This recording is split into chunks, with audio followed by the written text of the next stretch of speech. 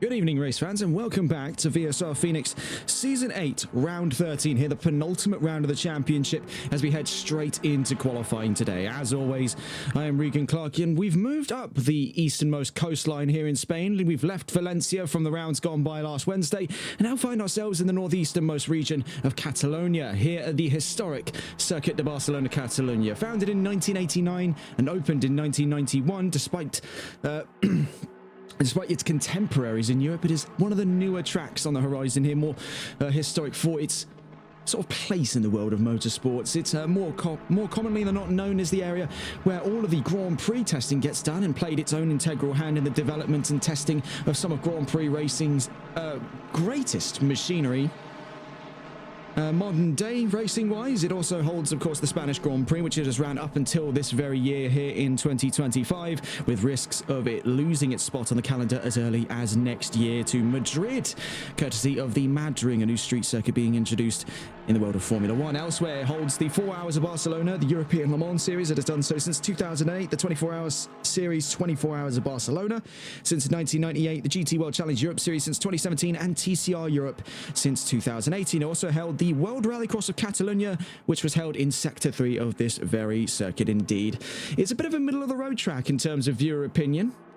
I will definitely say that, and it has been an interesting debacle, really, to see what these drivers have been dealing with heading into today's round. Definitely a bit of a love it or hate it situation. We're on board at the moment with VSR Smiler as we kick off straight into the discussion of the championship standings. So starting things off, we'll go by division, and more namely in bronze here. As you can see, the state of affairs that is going on inside bronze. It is 4 points between the top three here, with only 2 more rounds left to go in the championship. It is anyone's game on the promotion mission up to silver.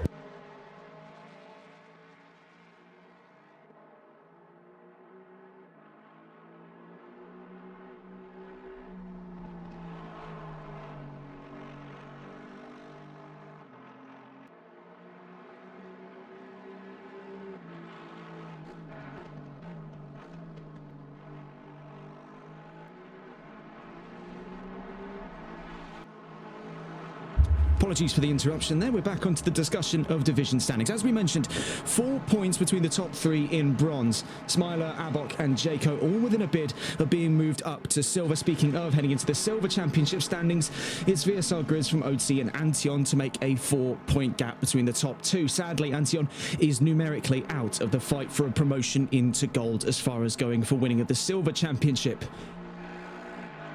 Speaking of the move into gold, having a look here, it has been a very interesting last week. Of course, mastery of both mind and machine for Tommy. The number 66 won both sprint rounds last Wednesday in Valencia, moves up to 4th in the championship. Blue Frog and Tyler Vermack all numerically within the fight for the lead of gold. But with White Doktor back in session, things could get very, very interesting indeed.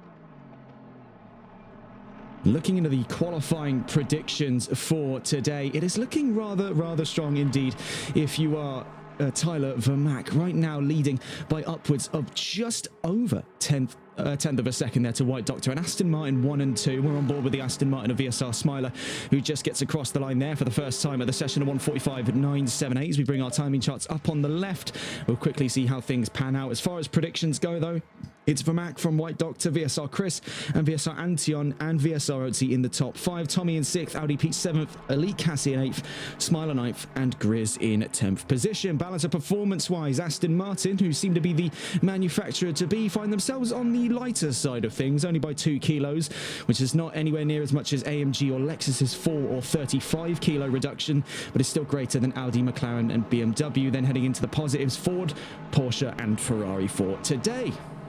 A bit of a hurried start then, as we see already onto those assuming top positions of the twin Aston Martins, the 835 and the 54 of Tyler Vermack and White Doktor. Now back in session with that almost infamous now Aston Martin Racing green livery on the 54.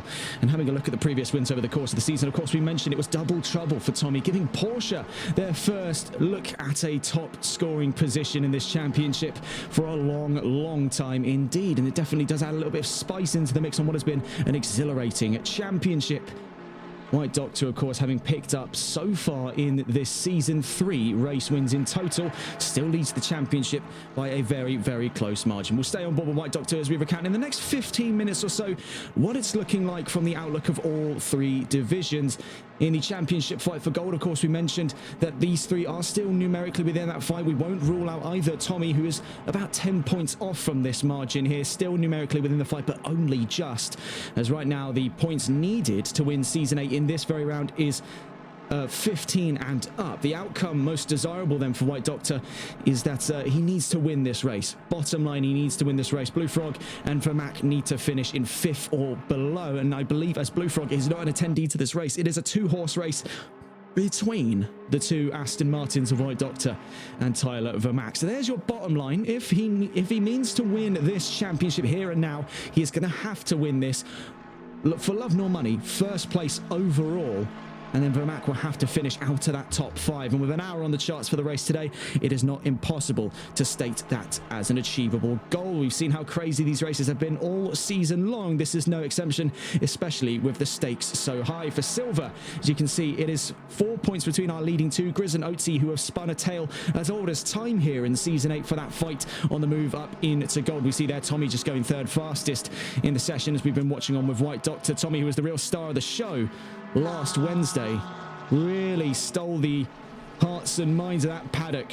Double trouble, 2 wins in a row from 2 pole positions in a row, a grand slam for the number 66, finally lifting that season-long curse on sprint races after he had been within a chance so many times. And this is something that harkens all the way back to last season in Zolder, where we saw great performances in his time with Ferrari. It was really quite a bittersweet feeling then to see him finally take the top step with Porsche. Looking at the outcome required here for Grizz to take the championship, he needs to finish right now at a 2nd or above, which is not impossible given that Audi are not exactly up against the ropes this time around.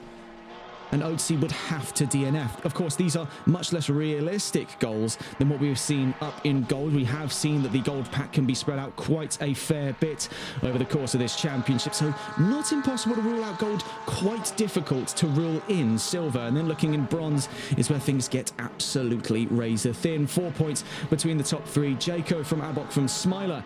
And the points needed is 48 plus, meaning more likely than not here, if you're a gambling man, this is going to go all the way down to the line between these 3, with such a narrow margin there for who gets up into silver come Season 9, which we're told will be the Porsche Cup Championship starting.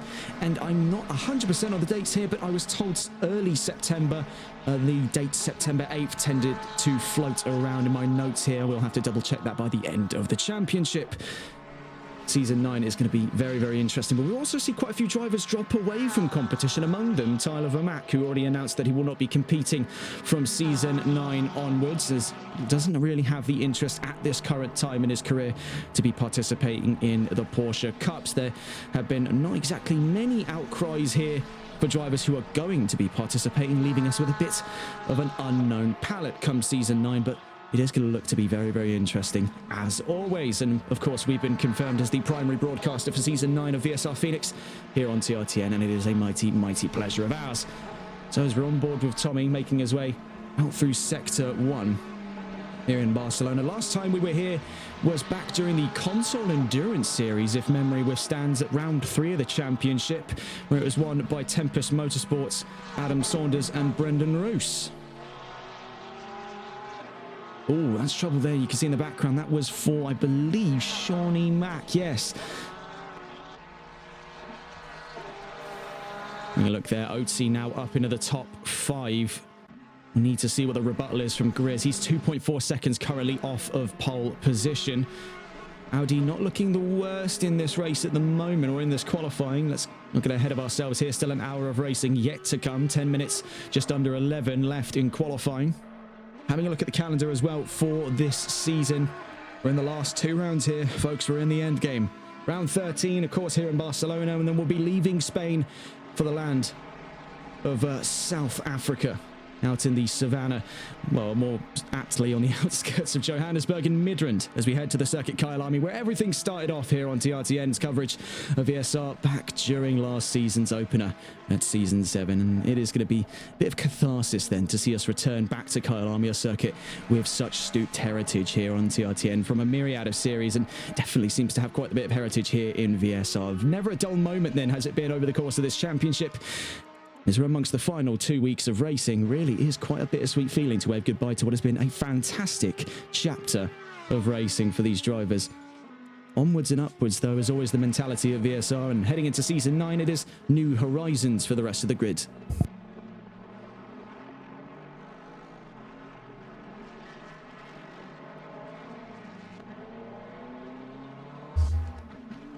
We watch here with White Doktor on his way down towards the RACC chicane. Now, this is the older layout of the Circuit of Barcelona, Catalonia. This was the one brought out of effect in Formula 1, I believe around, I want to say 2022, with its last race, of course, being the 2021 Spanish Grand Prix, to use this layout. And it still exists on in the world of GT racing. White Doktor to the line, and is still only a minuscule amount of time there. That is 108 thousandths. 18 thousandths of a second in total between himself and the leading Aston Martin of Tyler Vermaak. Tommy on his way through the RACC chicane. You can see how monstrously large the sausage curbs are there. Going too wide is a near suicidal mission for any would-be driver heading down into that section of the track. It is going to make a bit of a crunch zone then out through Sector 3, and we'll actually stay on board with Tommy as we'll follow him down at the opening straight here. One of the longest opening straights for an FIA Grade 1 section of tarmac. We have some more news as well to recount in the next couple of minutes, but heading down into the first sector of this track, we immediately take our way down through turns 1 and 2 here, sometimes also called the Elf chicane after the French oil supplier for Renault. And speaking of, we'll be heading out through turn 3 down towards turn 4. That's Repsol, another oil provider, this one's Spanish. Best known for their sponsor, I believe it was Honda and then KTM for a little while as well. And out through Repsol corner, you can see the Repsol logos in the background, down to Renault corner, turn 5. Of course, named after the French auto manufacturer, more best known here in Spain for being the weapon of choice of Fernando Alonso in 2005 and 2006 for his 2 Formula 1 World Championships. Then up through the Worth corner, turns 7 and 8. Another lubricant manufacturer there, Worth. You can see the Elf sponsors a myriad there over this section of the track. Out through Campsa at turn 9. On our way down to another little miniature straight here. Normally this would be where one of the 2 DRS zones would be in Formula 1. Of course, no DRS to play with. No overtaking assist required in the white knuckle world of GT racing. Out through La Caixa at turn 10.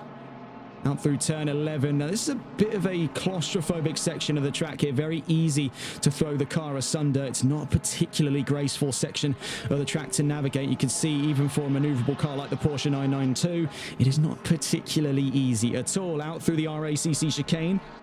On his way down towards the line. Actually, he's going to take a dip into the pit lane as he's just before Catalonia corner there. You see the number 71 is down towards the line though, so we'll follow Tommy Johansson down across the start-finish line. 7 minutes left to go. He ranks in 9th of 17 participants here at round 13 of the championship. Having a look around the field, we do want to try and get a look in here, as one of the more recent bits of news to have come through the paddock was the return, and we'll bring up the changes chart here, of course, as we return to the standard format, but more namely is the return of a familiar face. We lost him back at the Red Bull Ring after his massive off there, courtesy of a spin of just Boris's Lamborghini. That's Regent making his way around Campsa corner. It is a mighty, mighty pleasure to have him back. Rocking the number 420 with Ford once again, though he did definitely make his claims known amongst the paddock that, yes, I would like to go with Ferrari, thank you. The steward said, no, thank you. You already locked your decision in at round 1. And now making his way out through La Caixa, giving a little flash for the camera. Ever the showman then, Regent, as he makes his way into Sector 3. Right now, he ranks in 7th, and he's been one of the times we've been unable to track in qualifying predictions across all 3 categories, and sort of as his career was through last season and halfway through this one, he has been the dark horse of the midfield. Could he make his way then up towards that top 5 here in qualifying? For Ford, it is a bit of an earnest endeavour. It is a bit of a heavy vehicle, and of course bringing back up the topic of balance of performance, it's not particularly their day, though I'd definitely say they've got it better off than Ferrari, who had a whopping 20 kilos added. If you're VSR Abok, you'll be beside yourself over the course of this session. Ford, though, dealing with only about 7 kilos on board that Mustang. Definitely a bit of a breath of fresh air then for anyone using the Blue Oval's finest technology. Finally not to be on the short end of the stick. 5 minutes left to go then in qualifying. And we can also see here the return of Charlie Smithy. Now, this was very, very last second here. He competed from the reserve category, still does, as far as we've been led to believe. The number 24 back on the field. And he's really picked the worst time to come back into this, I will say. Bringing back up the topic again of balance of performance. It's 20 kilos on that Ferrari. He is not going to be having a particularly grand day in the sun here. But whether you're having a good or bad day, Spanish heat's never really that bad for you. It's going to be a very, very nice day indeed. It looks like another series of dry racing up for grabs here. It's around 13 of the championship. It was also that set of conditions back during rounds 11 and 12, where we saw some fantastic racing back in Valencia, further south from where we're at the moment here in Spain. We'll see where things knock up in the next 4.5 minutes. But Tommy, he's currently in what appears to be an invalidated, pardon me, an invalidated lap there. He makes his way around turn 3.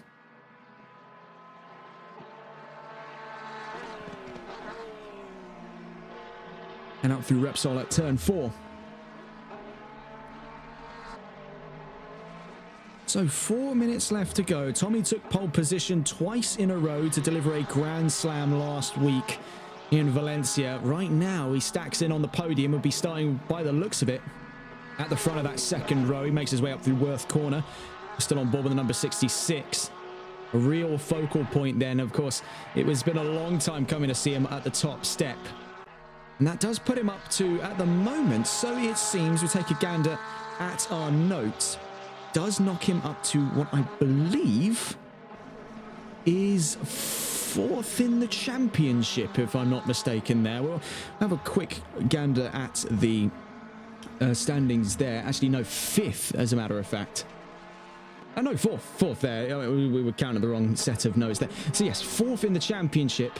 White Doktor still remains on top of things here, but by a narrowing margin, especially when up against Blue Frog, more namely Tyler Vermack, who's only a point away from him. And with Blue Frog showing no signs of an appearance here in Barcelona, it looks to be stage center for Vermack to come and have a go. Tommy across the line then to start another flying lap. Would be amongst the last that he does in qualifying here. About 2 more if we had to place any kind of bets here. He's been very brisk in the Spanish heat, as we saw back in Valencia.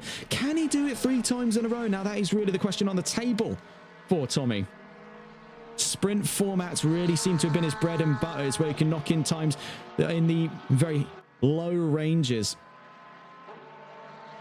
It seems that he works a lot better under a lot less pressure. With 20 minutes, of course, you have the option to strategize a little bit, get those earlier laps in. There's also the constant gnawing factor of track advancement or track evolution over the course of a qualifying session. That track is only going to get hotter and hotter and hotter, and the searing heat at the moment, so what I've seen, is not making this situation any easier on our drivers. Making his way up through Worth, then we'll catch up with Tommy towards the end of his lap. We take a look around the field. The number 54 just crossed the line there. And that's White Doktor up to pole position, then dethroning Tyler Vermack in the last 2 minutes, bringing back up the timing charts. We take a look here. It's by 2 tenths, nearly 3 tenths of a second for an Aston Martin 1 and 2. Tommy still third, Elite Cassie in 4th, Regent looking incredibly close to dethroning the BMW there to get onto the second row on his return to VSR Phoenix after so long. If we take a look at the calendar as well over the course of the last couple of rounds, we haven't seen him since back at round 4, so actually a little over halfway in the championship it has been since we last saw the number 420 on track with us here. 1.5 minutes left to go. He has to find 400ths and 1,000th of a second to equalize the time there against Elite Cassie to make his way to 4th. Bear in mind, he is not too far away at all. Actually, less than that to the car behind him, VSR Chris, the number 28 Aston, still within a minute left to go in the session. If he does get out, probably about now. Actually, no, it'll be too late. Having a look at the numbers there. So Chris settling in for a middle of the top 10 start of 17 cars in this race. Wishful Winnings, as a matter of fact, logging in as a spectator. So I believe we weren't expecting co-hosts, but hey ho, now we have an extra set of eyes on the field. The number 23 of Wishful Winnings. Vermack then calls it quits on qualifying. So as it stands, by the looks of it, White Doktor will be on pole position. Oh, so we're told there. Wishful Winnings received a race ban after the verdict delivered on round 11 starting incident with Vermac. So that's what took the 23 out of the equation there. So down to the line. He has one more opportunity here. Not that I think he needs it. Actually, our clocks may be a little bit fast there. Crossing the line. 1:43.402 is his last lap. And so it stands the fastest of this session. Regent across the line for third, though. So not only does he leapfrog Elite Cassie, he leapfrogs Tommy. What is the rebuttal then? By last week's back-to-back pole sitter in the number 66. Is it better late than never? On account of the number 66, 7 tenths off pole position right now is only about a 10th off of where Regent currently stands. It's Aston Ford on the top 3. Could it be Aston Porsche, or even better than that, could it be Porsche Aston? Let's find out. Out through Catalonia corner, down towards the line. Tommy to the line, has to find 7 tenths for pole position. Is it in the bookings for him here? Getting to the line, sadly, not the case this time around. And that remarks a very, and I sound like a broken record using this word, but interesting qualifying session. I think what makes it so poignant is the presence there of Regent. Not only is he back into the field, he's back with a vengeance. That Ford, despite having 7 kilos on board, is able to go toe-to-toe with Aston Martin, who are over in the negatives for the weight reduction and ballast on this race day. So it is going to be quite the spectacle. Aston Martin 1-2, Ford in third, Porsche 4th, BMW in the top 5. For our other manufacturers, McLaren down in 7th, courtesy of Oatsy, Audi in 9th, courtesy of Audi Pete. And yeah, that does wrap it out there at the moment. No, sadly, no presence from Lexus or Mercedes. But hey-ho, the show must go on. What looks like our third hot Spanish race coming up here, as we have had, of course, back-to-back dry races in Valencia. Looks for our third in a row, a hat-trick of dry races here in Spain. Not that these drivers will be complaining, as we'll be heading onto the grid in a moment's time. But before we do that, we'll have a quick gander at the news coming out of this week. And 4 articles of news, the first of which is that Sauber has opened a brand new technology park in Bicester ahead of its transition next year to Audi Sauber, or the Audi Formula 1 team. They've opened that up near Bicester Heritage. Also in Formula 1 news, Red Bull's wonder kid Arvid Lindblad is set to make his F1 debut at this coming British Grand Prix in the opening testing sessions. Also, moving over to the world of the WRC, we do have an interesting article of news here, especially if you're a Hyundai fan, as Oit Tanak lifts Hyundai's 7-race-long victory drought, pitching him and co-driver Martin Jarvioja to third in the championship, ahead of Kalle Rovanperä and Jone Halttunen. In WRC2, Oliver Solberg and Elliot Edmondson pick up their second win this season, etching closer to the lead, currently 7 points off of the leading Citroen of Johan Rossell and co-driver Arnaud Dunon.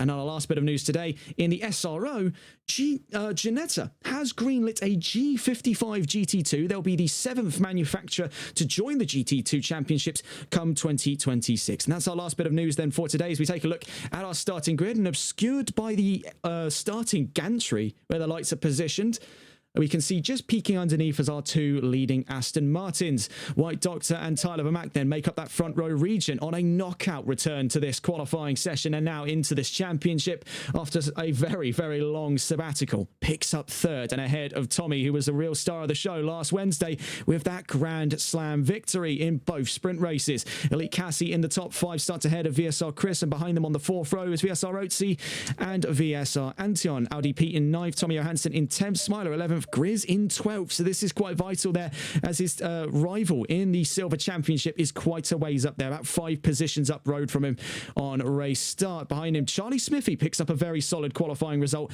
starts 13th. Behind them, Abok, Shawnee Mack, Jayco.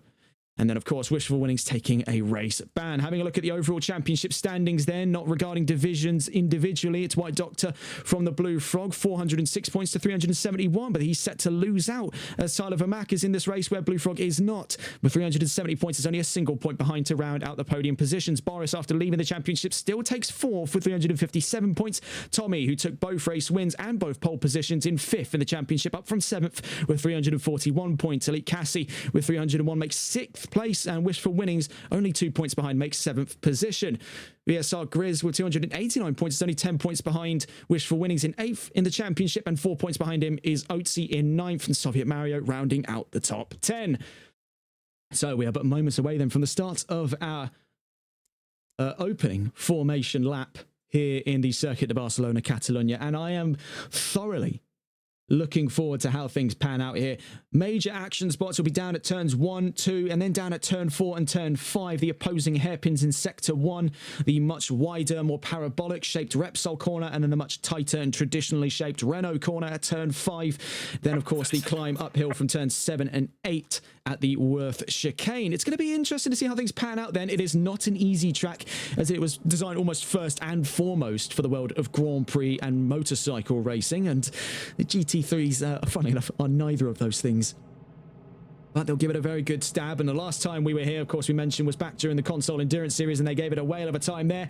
With much less time to work with today then, we're off onto our formation. That taking us away then from pole position is White Doktor. He missed out on the last 2 rounds in the championship over in Valencia, but still holds on to the lead by a narrowing margin. Now, this is the best time, more so than ever, to take the championship here and now. We already laid out the odds bare to the table. He needs 15 points over Tyler Vermaak. How he's more likely than not to get that from where he's standing would be to win the race, and Vermaak to fall from outside of the top 5. But with how fired up the number 835 has been in the twilight chapters of his career here in VSR before he moves over to other championships courtesy of his dual venture with K1 Esports and Malwar Racing, it is looking to be a very, very bizarre spectacle here. A driver with nothing left to lose and a driver with everything to gain. It's the story of the 2 Aston Martins here in almost Shakespearean fashion towards the end of Season 8.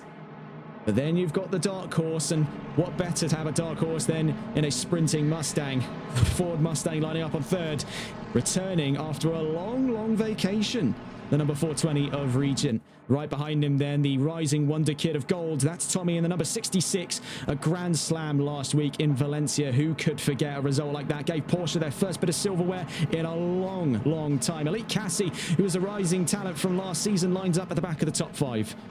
Made his debut back in Bathurst, if memory serves correctly. Has been a sensational performance to observe ever since. You can see there VSR Oatsy in the background. The current one of 2, as a matter of fact, budding duos for the control of the Silver Championship. They'll be looking to enter gold and potentially be leading gold by next season. Now, we mentioned it last Wednesday when we were over in Valencia, but of course the introduction of the Platinum category is on the horizon here for our drivers. We'll leave you with White Doktor for just a moment. We'll be back in just a moment's time as we head out of Kamsa Corner and into Sector 3 from Sector 2.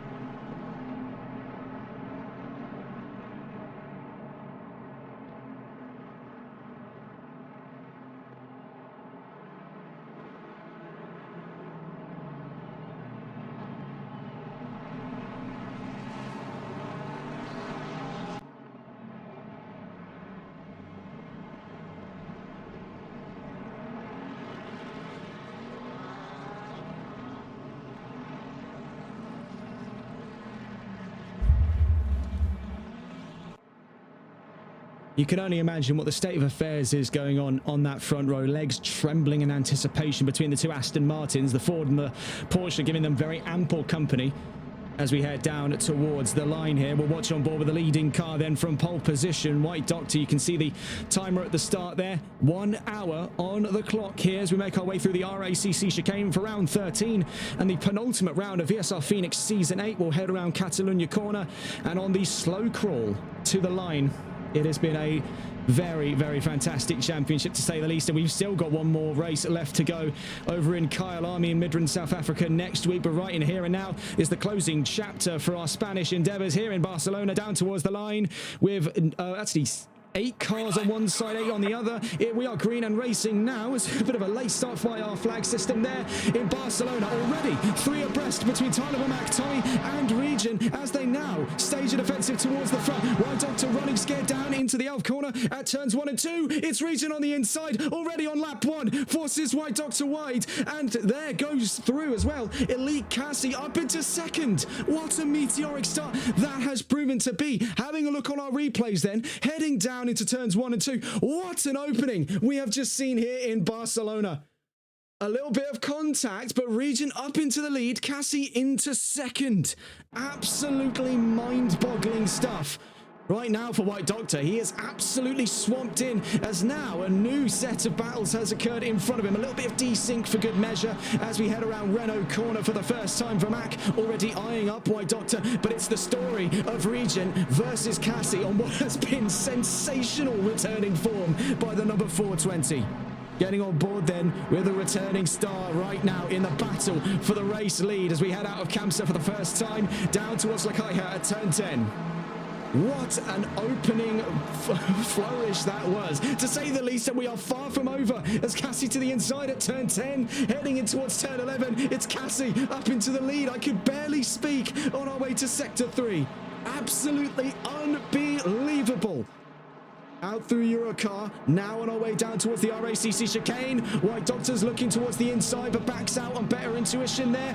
Going down towards the second part of the RACC chicane. Surely he can't be thinking of a move up to the inside. No, he does not. And right now, he actually looks more increasingly vulnerable to the advances of the Aston Martin behind him. That's Tyler Vermaak on his heels as we speak. On board with Vermaak, as you can see here, so unbelievably close to the back end of White Doktor, who started this very race from pole position. Tyler Vermaak on his way down towards turn 1 and 2. You can see White Doktor holds the inside, but he seems all but too vulnerable in the opening section of the track. Is already making his way up towards third. He's got a long run around at turn 3. But it might just be a run too long for the 835. He scrubs way too much speed on his endeavours to get past the fellow Aston Martin, now occupying the last of our podium positions. It's now Cassie from Region, White Doktor, Vermaak in 4th, Tommy in the top 5.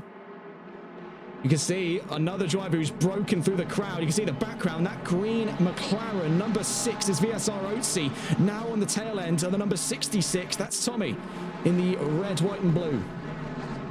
This is an unbelievable, practically, dare I say, unprecedented start to a race, unlike anything I have ever seen in my time as a commentator. That was explosive, and it was an absolute miracle to get all, as we're currently doing the numbers on this, not 17 but 16 cars. So 80 either side of it on that race start, down through sector 1 with very minimal error. Very nearly looked at a move there between both of our leading pairs on that front and second row. So you can see Regent's getting all manner of squirrely behind the leading BMW of Elite Cassie, who I must say has had one of the greatest starts of his career here in VS. Oh my word, it's contact, triple contact, quadruple contact, dare I say. What on earth happened down at the RACC chicane? It's disaster. One after another, they fell like dominoes. And now down the opening straight, we're trying to catch on board with the leading cars. It's 3 abreast. We're going to have to cut away here, as it was very nearly 3 abreast. It's contact between Region and Cassie, and into the wall again. Another set of contact. Nearly collects Tommy for his efforts around a turn 1. Absolutely biblical.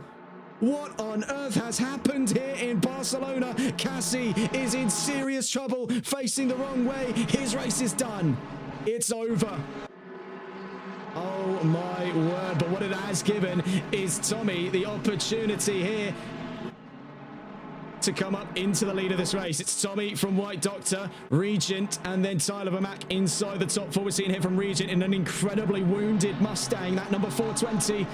Out through Renault corner, Tyler Vermaak's all over his back end there, giving him absolute grief. Down in a Worth corner, what on God's green earth happened there? I think we maybe spoke a bit too soon when it came to it being an absolute miracle to get all the drivers through the opening sector with such relative ease. It was always going to end up that way, wasn't it? You just knew that was going to happen. Down towards Lakaiha, an incredibly lofty lunge there by Tyler Vermaak. Sticks it towards the inside at turn 10, and with a little bit of curb there, gives Regent some absolute grief up through turn 11, then turn 12 at Eurocar. An incredibly close race here for third between Regent and Vermaak. A bit of slide there, heading into the RACC chicane. Could Vermaak find his way to the inside? He does, but he'll be to the outside at the second part of this very same treacherous chicane that we saw contact the lap before. Good Lord above. Vermaak's not happy with that one, Regent. I don't imagine he can care any more than he could right now after that incident. You can see Antion has slipped through the cracks here, up into the top 5 ahead of what I believe there is Oatsy, the number 6, down towards the line. You can see that's damage on the electronics there for Regent. Antion on the inside of Vermaak. Mustangs now collaborating inadvertently with one another. The number 01 up into 4th. Could this be Antion's time to shine? He was bronze category's golden boy back last season. Made his way up to silver. Right now he gets past Regent there with a little bit of help because the Mustang gave him the room. But he may have just let in his arch nemesis there, Tyler Vermaak, out through Repsol. And Oatsy nearly makes it 3 for 3 there. Regent has dropped massively away from this fight. Now finds himself quite vulnerable to the number 6 right on his tail. Oatsy has been sort of signaled around there. He's kept the left indicator on. He's maybe, I don't know whether or not he's signaling get to my left or I'm going to move to the left and you can go on my right.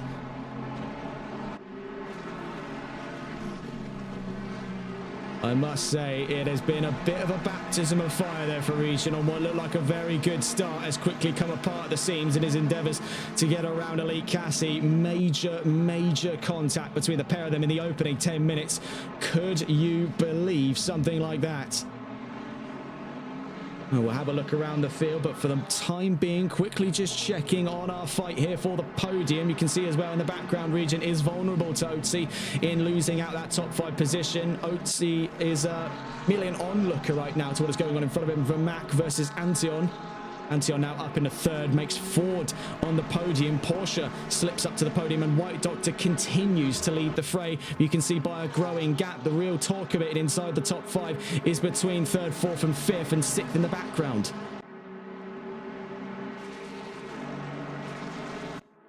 Down that opening straight is where Antion's really got the Aston against the ropes there. Straight line speed much more heavily in the favour of the Ford. It has been an absolute bullet all season long. This is probably one of the better tracks for it to be competing at, despite having that additional weight piled on top.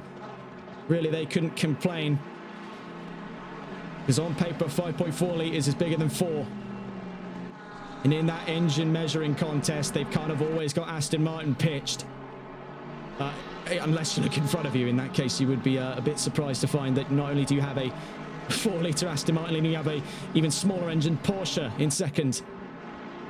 Looking around the field, you can see Charlie Smithy slipped up a few positions there, 2 as a matter of fact. I believe he started this race from 13th, and returning from the reserve category is eyeing up a move against not only Audi Pete but Tommy Johansson to make his way up past the top 10 mark. You can see he's getting ever closer to a chance to fight his way into the top 10 if he is first look at some solid points in the championship. Now the points of course do go all the way down past 10th. Charlie Smithy, ever the ambitious type, is gunning for higher goals. We'll check on board then with him as he tries for around the outside, actually fakes him out a little bit there to try and give him a worse off run through Lakaiha, then turn 11 and 12 at Eurocar. We'll stay on board with this fight here for the fight of 10th position, right at the very back of our top 10. Grizz and Tommy Johansson very close to a fight as well. This is for 9th position ahead. You can see from our perspectives here, it's chock-a-block for traffic and battles inside that top 10, and within 10 minutes it is an absolute treat. So I do not lament having Barcelona on the calendar here, and I do wish it can appear more times, because I think a lot of drivers tend to write it off. It's not a particularly fun track to lap, but it is an incredibly fun track to race. And in my mind, if you're gunning tracks just for the ability to lap them, go play a time trial game. Hop on WRC or Dirt Rally 2.0 if you're so concerned with stage times. This is the real bread and butter that Barcelona was created for, and it is that capacity to stimulate such fantastic racing.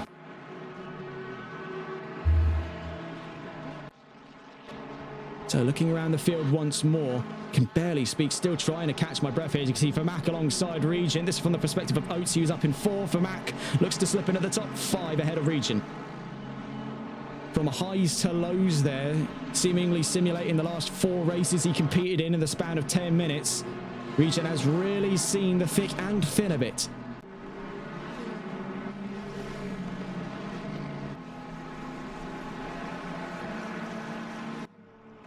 All the meanwhile, I should point out, VSR Antion up to 3rd and slipping away.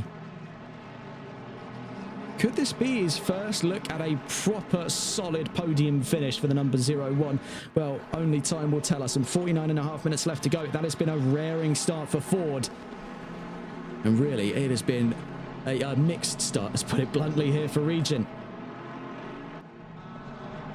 Still trying to investigate precisely what on earth went on. Of course, the fallout between himself and Cassie has already hit thermonuclear status. Up ahead of him, you can see right now, Vermac and Oatsy currently fighting for 4th position. We'll stay on board with these two here. We're on board with the attacking car of the two. Tyler Vermac in the 835 Aston Martin, currently attacking the number 6 of VSR Oatsy, who's looking ever closer to that promotion up into the gold category. He's also got his fellow silver driver VSR Antion up in front of him there in the bright pink or magenta, if you're so inclined for colours, in the number 01 Mustang. 48 minutes left to go then. Time is ticking, and ticking by fast, and time flies when you're having fun. That seems to be the case for a lot of these drivers here, as we've already lost one driver. That was Elite Cassie in the BMW. Obviously, we saw exactly what went on from out of the RACC chicane and then down through Elf Corner at turns 1 and 2. It was a bit nuclear, to put it bluntly there, between the pair, both himself and Regen in the 420. Of course, that steward's investigation is going to be looking a little bit more like an autopsy right about now. For one here at TRTM, we don't want to be involved in those kind of investigations anymore. Long-time viewers of TRTM will know precisely what I'm on about when it comes to that endeavour. So, having a look away then from Tyler Vermac to the leading Aston Martin of White Doktor, who's now forged out nearly a 4-second gap to Tommy. Right now, it seems a little too good for White Doktor, because the exact plan he would have needed to take home the championship in this very round is currently falling into place. Now, the one outlier to this is VSR Oatsy. Of course, he has his own wars to fight for silver. Right now, that overall championship up in gold could be dictated right here and now, because with right now 47.5 minutes left to go, if Vermac finishes 5th or below, the championship will go to White Doktor on the grounds he wins this race. I want to bring the odds back up one more time here, and this is for gold. You can see the overall gap between our podium sitters, and we have to kind of take Blue Frog out of the equation. We're still watching that fight actually as we speak here for 4th position. It has reinvigorated massively in the time we've been observing it. We're still on board with the 835, but focusing on the story of 2 here, with 406 points leading the gold division and therefore leading the overall championship, is White Doktor. And then in 3rd in the 835, another Aston Martin, and gunning for his claim of the championship is Tyler Vermac. Now, for Vermac, this is possibly the worst position he can find himself in, because Oatsy's not giving this up, because he finds himself in a position rather inclined to continue his efforts to fight for silver. He knows that it will more likely than not swing in the direction of having to go all the way to Kyle Army to finish this saga off. For the gold championship, it could wrap up right now. It's actually, of the 3 divisions, the most realistic to occur in this round of the championship. We've seen how crazy that start's been, though, so let's not entirely rule out the odds on the other 2 categories as chances of securing the championship bid here in round 13. Right now, these are the odds, and you can see it at the bottom right hand of your screen there. The outcome needed in order for White Doktor to take Season 8 right here and now at the Circuit de Barcelona, Catalonia, is for him to finish 1st and for Mac to stay where he is. That gives him a 15-point gap, bringing it up from right now, actually, as a matter of fact, 36-point gap to Vermac. So he actually needs less than this. He needs 14 points. As this was calculated off of the nearest cartoon, that would have been Blue Frog. He actually needs 14 points to take the championship. So as it stands, if Vermac finishes in 5th, which it doesn't look likely, because you can see the real fire in his lungs here to fight for 4th as he's still hunting down VSR Oatsy, he will be numerically out of this fight if he finishes in 5th by 1 point. 1. Try and wrap your head around the odds like that, because that has got to be soul-crushing if that does come to pass. But Vermaak will fight with every fibre of his being to see that it doesn't. So you can still see the anticipation here for a move up to fourth is quite hotly on the horizon. And moreover, we could be seeing very, very soon that potential speculative fight for third. As you can see, reeling into frame from the perspective of the car in fourth position, the green McLaren there, number 6, VSR Oatsy, is the car in third, VSR Antion. So their endeavours to fight for the silver category lead could accidentally undo the plans here for White Doktor to win the championship here and now.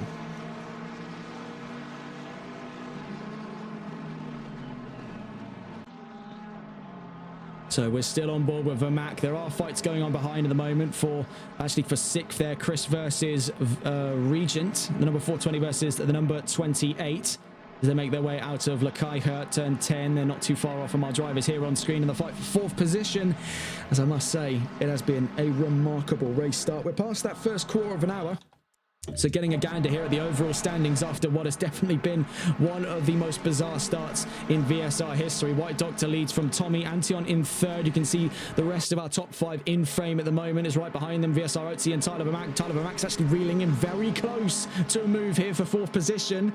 Further down the order, Regent in 6th, very close to losing that position out to Chris in 7th, Grizz in 8th, Tommy Johansson 9th, and Charlie Smithy makes his way to the top 10 after incidents further down the line. Quickly just checking in, you can see it's not too far away at all. Same story here for Grizz and Tommy Johansson, though quickly back on board with Tyler Vermaak as he makes his way round turn 3.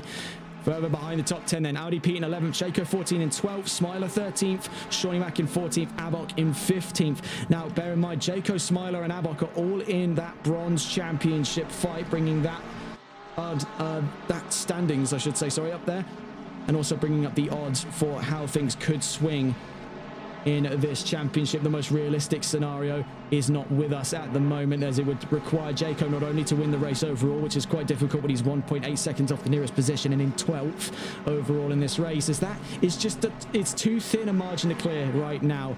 The odds are heavily against him to make that possible. So that bronze championship between Jaco, Smiler and Abok is going to go all the way to Kyle Army as it stands. It doesn't look like any one driver has superior advantage. It would require 50 points to make that possible, which is only really existing right now in the realm of the gold championship, which we're seeing play out in real time here. Could we be seeing a little bit of Alonso Petrov-esque heartbreak as Vermaak is really struggling to find his way around Oatsy?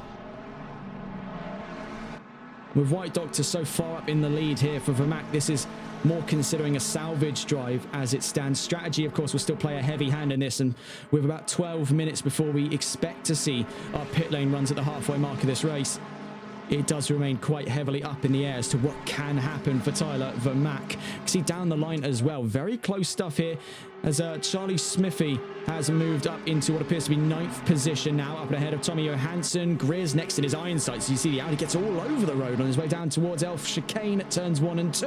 Oh my word, what was that move there by Charlie Smithy? That is some gung-ho attitude there. Quickly back on board though with Tyler Vermaak. We quickly see what's going on around turn 3 on our way down towards Repsol. Actually, we're out of Repsol. That's a mistake on our end. So we're out of Repsol down towards Renault. Turns 4 and 5 here.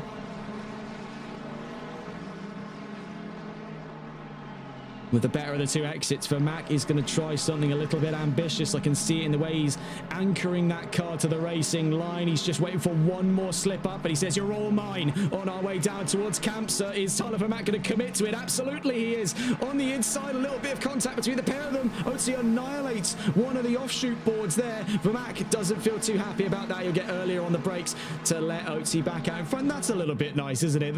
The sportsman-like behaviour between the pair of them to resolve their issues. On their way down towards Lakaiha, Vermaak seems to be a man of principle over all things. He wants to get that position, but if there's even a smidgen of contact, doesn't matter what discipline, you get in the position back, because I'll do this the right way, he says, on his way down towards the RACC chicane. Better late than never, done and dusted. He's up into 4th, and that currently waylays the plans for White Doktor to take the championship here in this round. We'll see whether or not that stands by the end of this race. 40.5 minutes left to go. Let's get on board then with Charlie Smithy, who's all over the shop, up against Tommy Johansson for 8th position. Now, I must say, that has been an incredible performance. A rip-roaring start for Charlie Smithy. He started from 13th. He's up Right now, 6 positions? No, 5 mistake there. Region in the pit lane as well, I should add, but appears to be out of this race. We can't track the 420. So I believe, yes, Region is out of this race. So along with Elite Cassie, Region is out. What does that mean for Charlie Smithy? Well, right now, he's up an extra position into 7th with Tommy Johansson on his tail. Let's get on board then with Charlie Smithy. It's been a very remarkable performance out of him. Very, very rare to spot him on track. Has been a very infrequent visitor to this championship. Owes more to his lifestyle over in Grand Prix racing, of which he's also a fun fact, a commentator for Grand Prix racing. So from one to another, respect from a fellow commentator there to get into the car and absolutely cane it round this track here for the number 24. On his way through Worth Chicane, he's up from, actually it's now 6 positions. He started 13th, is up to 7th.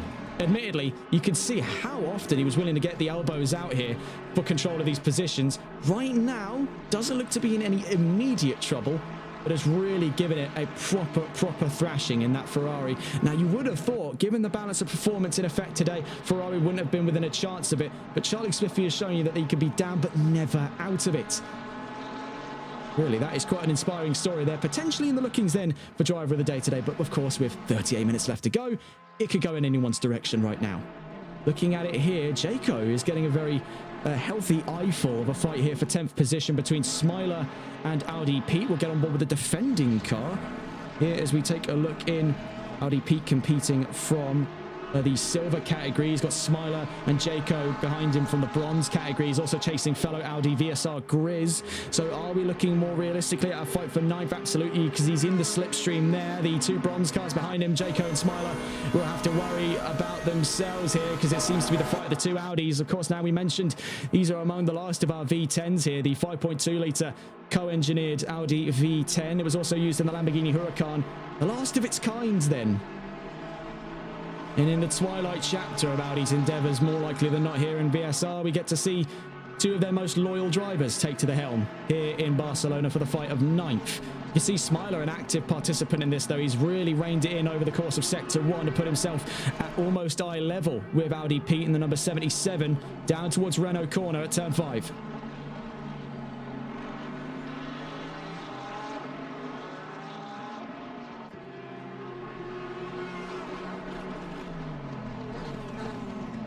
Grizz running wide though through Worth. That could be a free position up for grabs. Audi Pete gets nearly snipped across the nose there. That has got to be quite nail-biting stuff here because he's walled in on all sides. He's got an Aston Martin breathing down his neck. He's got an Audi holding off the racing line. Whose direction does this go in? Down towards Lacaja.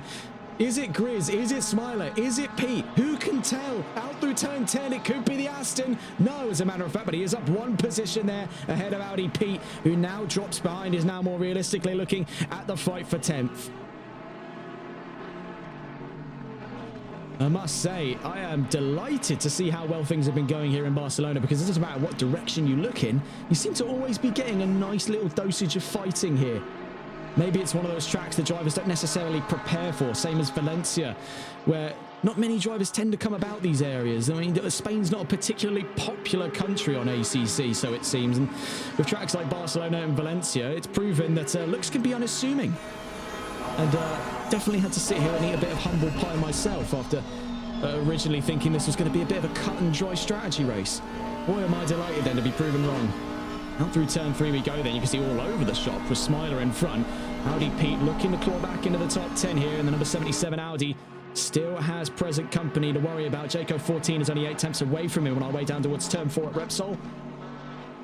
We'll catch up with these 3 in a moment's time. We'll see where that goes right now. Checking back in with Smithy and Tommy Johansson. The Ferrari versus Aston fight for 7th position continues to rage on here towards the halfway mark. It's a much more simmered affair inside that top 5. I will point this out. You can see that Tommy on a quiet race, Antion on a quiet race, Vermac on a quiet race, Oatsy on a not so quiet race, but not anywhere near as red hot. We've just seen as well, we've been told by our guys, Grizz just got hit and almost turned around by Smiler. And that's why Smiler has dropped all the way back behind Jayco there. So there was a bit of contact. our extra eyes in the sky here, wishful winnings, helping us out here for the stream production. So we're told there was contact there between the Aston and the Audi, the number 44 up in 9th, and Smiler, who is now down in 12th position, really caught up in the crunch at the back of the field here. I must say, it's a real melting pot between the classes. We've seen a lot of silver drivers punching well above their weight here. You can see best examples, Antion and Oatsy inside the top 5, sandwiched in amongst gold drivers on all sides of them. You can see the midfield comprised almost solely of silver drivers and reserve drivers. As a matter of fact, Charlie Smithy, who I would say, if you had to drop a pin on where he could be on the field, probably I'd say top end of silver, maybe even bottom end of gold. Maybe I'm getting ahead of myself there. Not enough data really to compare exactly where Smithy would drop in. I would probably say stick him in silver and see what riots he can run, put him in gold if necessary. I'd say he's already got the tenacity to want to fight with silver mainstays like Tommy Johansson, like Grizz, like Audi Pete. The list goes on.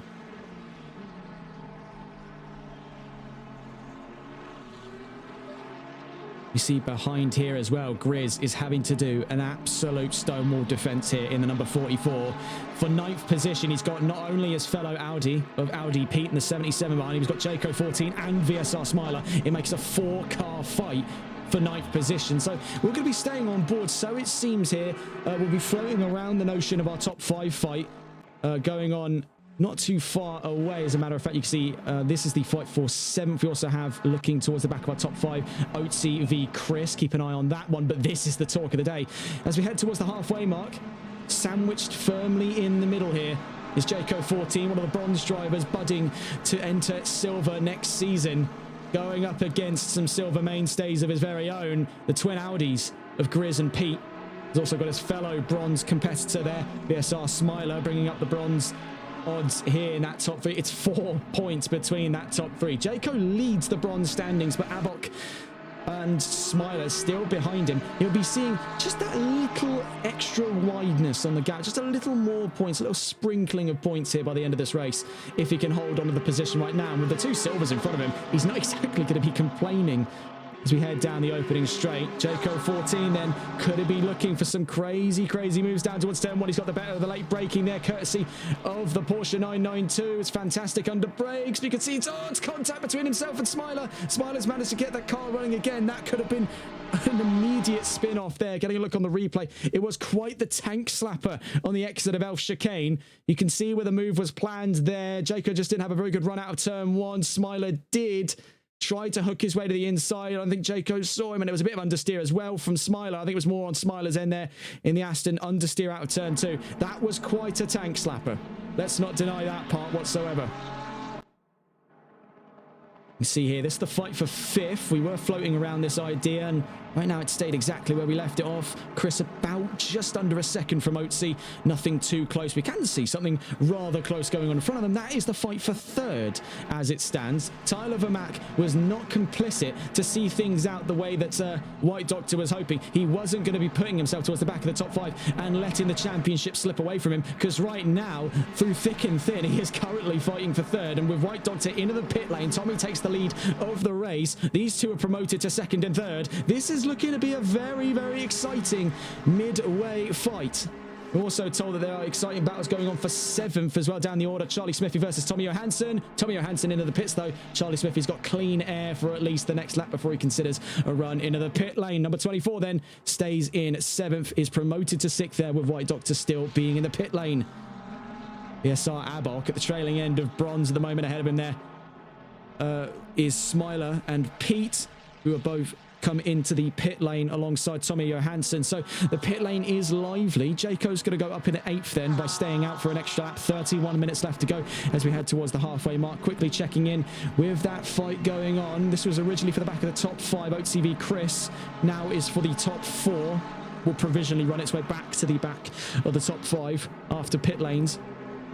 Or pit stops, I should say. Shawnee Mack into the pits as well.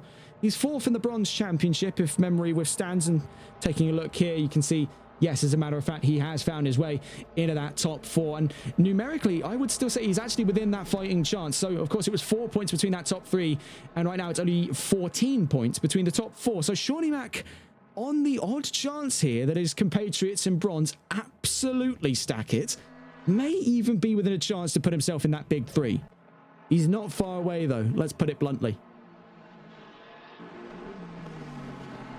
Fighting currently between Antion and Vermaak. You can see this is getting hotter and hotter and hotter as the laps progress. That Aston isn't letting up. The Ford is waning. We are at the halfway mark. Still a long way to go. This could get very, very exciting indeed. And we head down the opening straight. It's V8 versus V8 here. 4 litres versus 5.4 litres. Naturally aspirated versus twin turbo. Who comes out on top then between Ford and Aston Martin?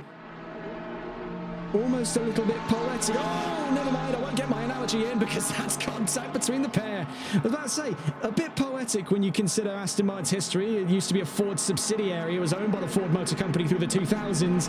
Now stands on its own 2 feet. But very nearly stood on no feet there. Round turns 1 and 2. But reunited with fellow Aston Martin VSR Chris, who himself is looking for ambitions of higher position with Vermaak having burnt tyres. This could be disaster. He is going to be thinking box now, box now.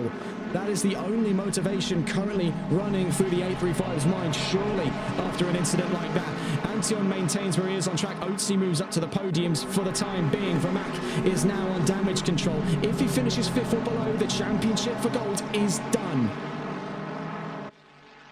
Having a look there, White Doktor exits the pits, currently 7th.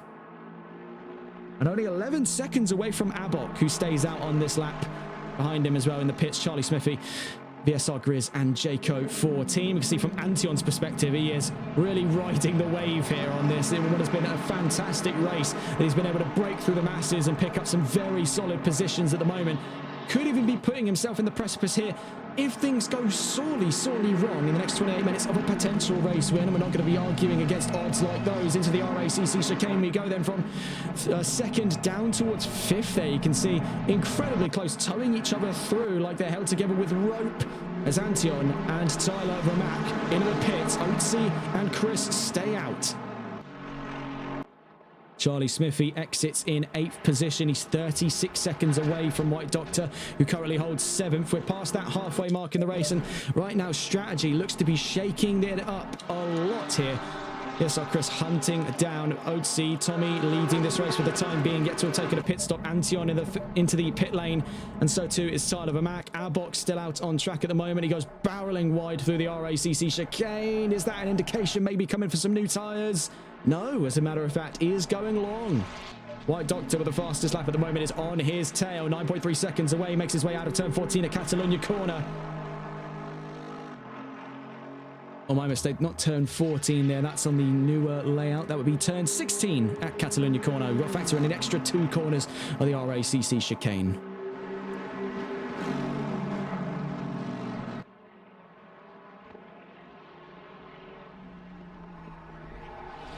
So this is looking to be a very, very interesting race indeed. And it could very well decide the fates for gold here. Whether or not it's going to decide the fates for silver and bronze, I can't say right now. I'll say though, Charlie Smithy, after a long hiatus, just like Region, has re-entered this with a vengeance, but maybe not to the same extent that Region has currently now left this race before the halfway mark.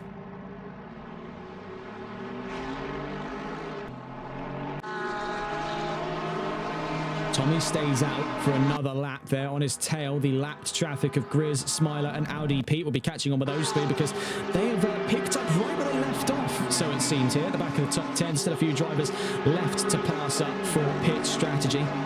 Down towards turns 1 and 2 of the Elf chicane. Whoops, that's the wrong guy there. That's Grizz.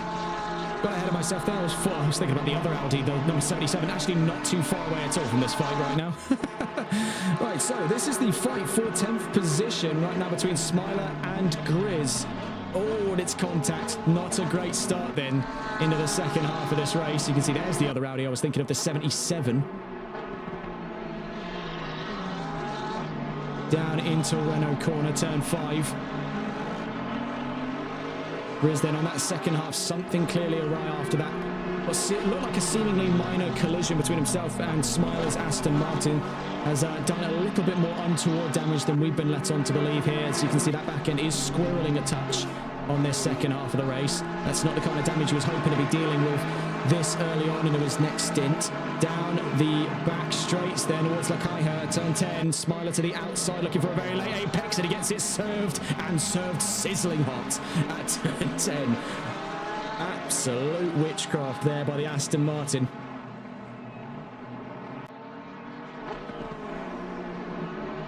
Having a look then, here's the other Audi we were thinking of then. This is Audi Pete in the number 77.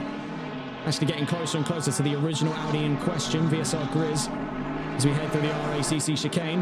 Another little touch of desync there, and that is a troublesome sight. Into the pit lane goes Tommy then, number 66 is in from the lead of this race. Smiler leading that charge, this 4-car charge down towards turn 1 from 9th position. Tommy Johansson up the field by 11 seconds. They're actually going to catch on board here with Tyler Vermack, who's exited his run of the pit lane and is right up against Charlie Smithy on his way down towards, that's turn 4 there at Repsol. So Ferrari versus Aston Martin here for 6th position. Right now we're watching in with Tyler Vermack. And he's got a lot more life in those tyres there. Fresher Pirellis on the Aston as opposed to the 24.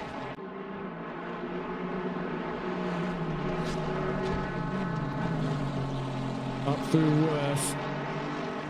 You can see that Charlie Smithy having a slightly better of 2 exits there. The Ferrari's mid-mounted engine is giving him just a little bit more grunt on the uphill sections. When inclination becomes a concern, that seems to be where the mid and rear engine cars are really starting to sort of blossom in that area of the track. And heading up into this section, it's no different. We've seen a lot of the mid-engine cars get a real spring in their step, quite fleet of foot in Sector 3. As you saw, not only over the course of qualifying, but over the course of the race so far. And for Tyler Vermack, he's kept things steely cold there as he makes his way down towards the RACC chicane. He's already forced out 1.2, make it nearly 1.5 seconds to Charlie Smithy after a blinding run through turns 14 and 15. Charlie Smithy getting a touch wide there as he exits turn 15 into turn 16. Now finds himself victim to yet another Aston Martin hunting him down. We're also seeing here the fight for 4th, Antion versus Oatsy. To the Silver Division drivers here, Ford versus McLaren. Let's check in with these two then. The attacking car's perspective. This is VSR Antion in the number 01, currently fighting for 4th position. 22, just under 23 minutes left to go. We head round Repsol corner. You can see just up the road as well is a VSR ChrisD in the number 28 Aston in 3rd.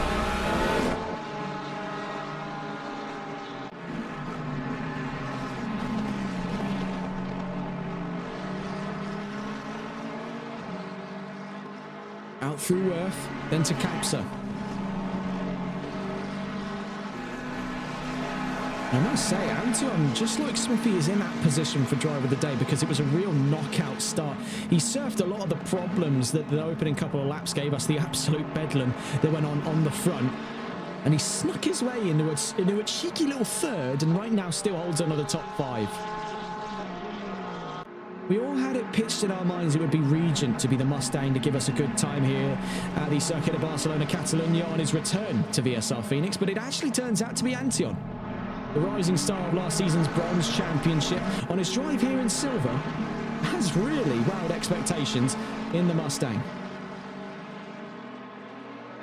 Wishful Winnings, of course, paying very close attention to the pit lane lines, and I think we touched on this last week, was the Pitgate scandal. And this came about in round, I think round 9 of the championship. No, round 10, my mistake, round 10 at the Circuit Paul Ricard. Now, the major focal point of that race was the flashpoint of White Doktor and Just Boris's rivalry that culminated down the Mistral Straight, round the Curve de Sang and La Busset, and culminated in that big tank slapper collision that actually ended up stalling out the engine of the Lamborghini of Just Boris. And that was one of the major anchoring points, was the decision ruling on a few different incidents, including that one that ultimately forced Season 7's champion to say, right, can't do this, bad enough, throws the towel in, left the championship. There was also the side... I guess side controversy would be the best word for it, the B-plot of Le Castellet, which was Pitgate. And this was something raised concern by Wishful Winnings, that multiple drivers were not respecting the boundaries of the pit lane lines. We are just quickly checking in here. You see Jaco 14 versus Audi Pete, Porsche versus Audi. on our way down through turn 5 at Renault. You see just how much grunt the Audi has on the exit there. Unbelievable acceleration.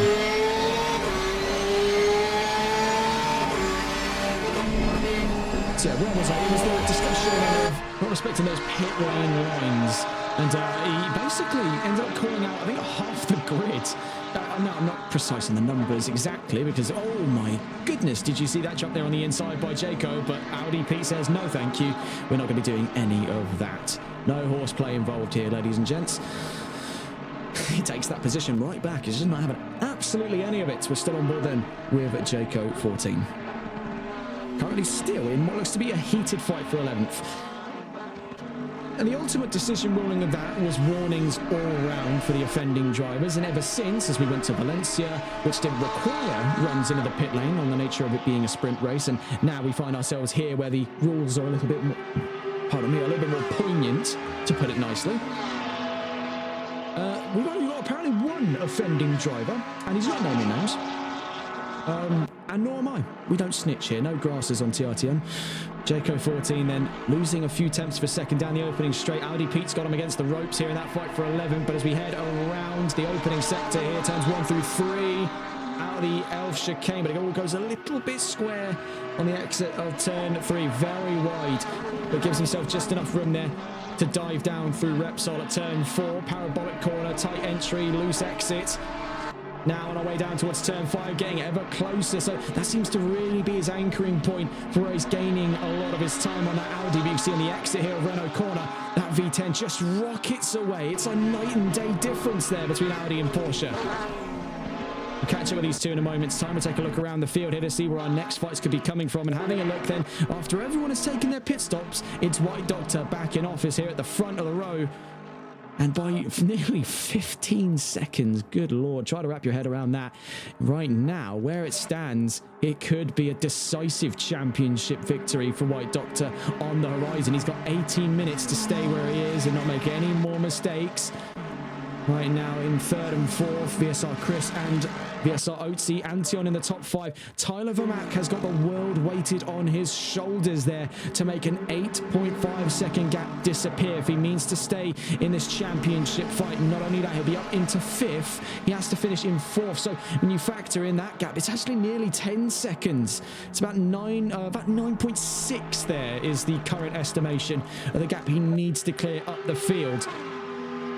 Checking back in with our two Audis here. They spread themselves out nicely on the opening straight. Jaco 14 not too far away from Audi Pete. Still in that contention for 11th, which we saw earlier on. VSR Smiler really benefiting from today's mix-up in the pit lane as he finds himself in 9th. The number 32 then up in the top 10.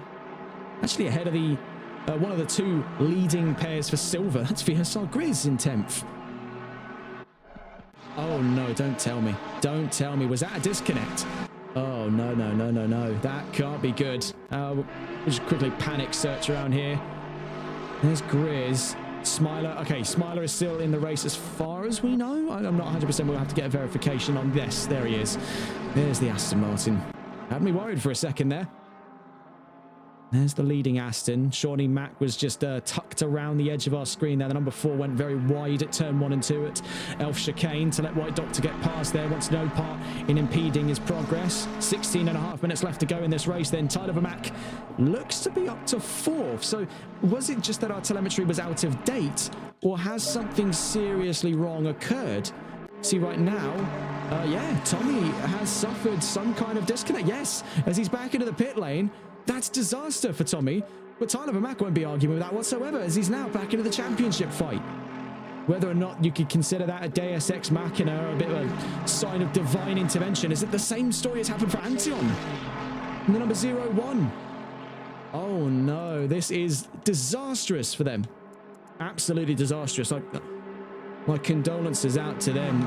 This kind of stuff is going to happen every now and again. It's just horrible that the stakes had to be so monumentally high to the point where they're scraping the upper atmosphere to force technical malfunctions like this to occur. Mighty unfortunate then. 15.5 minutes left to go. The new stage has been set. Tyler Vermack is still to remain numerically within the fight of the Gold Championship. That's much to the chagrin of the leading Aston Martin of White Doctor. But are these disconnects the harbinger of something worse to come? We've seen disconnects before here on TRTN. We're not strangers to them, especially with the antics of G-Portal being so, and let me put this nicely, inconsistent when it comes to its stability and quality. Some of our friends over on NLRL have already suffered plenty enough at the hands of G-Portal. Let's hope it doesn't hit our neighbours here at VSR. So, Tyler Vermack in 4th. On his way around turn 12, then making his way to turn 13 at Eurocar and into the RACC chicane. He'll be really riding on the highs here of a sudden 2 gifted positions. He went from 6th to 4th in 1 lap because of those disconnect waves.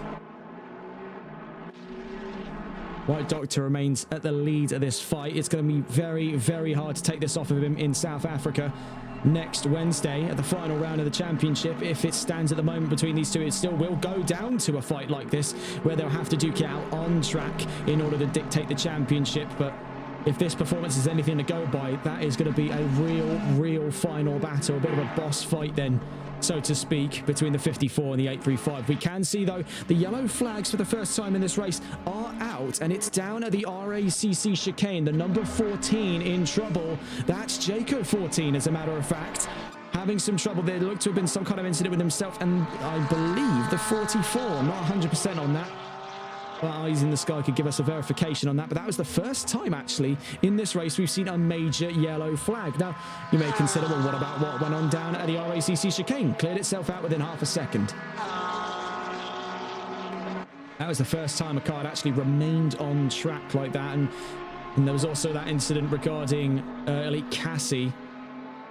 That sorted itself out as well.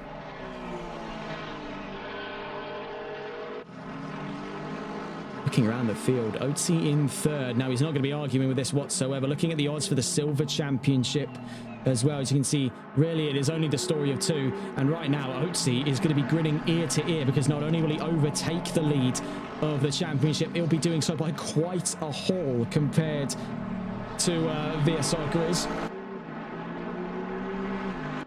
Looking at where they stand currently in this race, Oatsy's 3rd, ChrisD is down in 9th. So it would be quite the task then for VSR ChrisD to turn this back around in South Africa next Wednesday if he means to move up in the gold, though it could be the consideration by race control that, you know, since both of you have fought so diligently. And the same story for the top 3, if you include VSR Antion, who, despite his series of non-appearances, finds himself still within I want to say a reasonable margin for fight. He's not numerically in it anymore. Let's drop a bit of a truth bomb on you there. He is 3rd. He is 116 points away. But to say that this is not the signs that Antion should compete in gold would just be negligent. It would be the. It would be like an F1 fan level discussion where you're just taking numerics, you're just taking data, and you're working with that. If you've seen the grit this driver puts on display, just as much so as Oatsy and ChrisD, all 3 of them, in my mind, should be going up in a gold. But ultimately, there's only 1 seat reserved, and then the others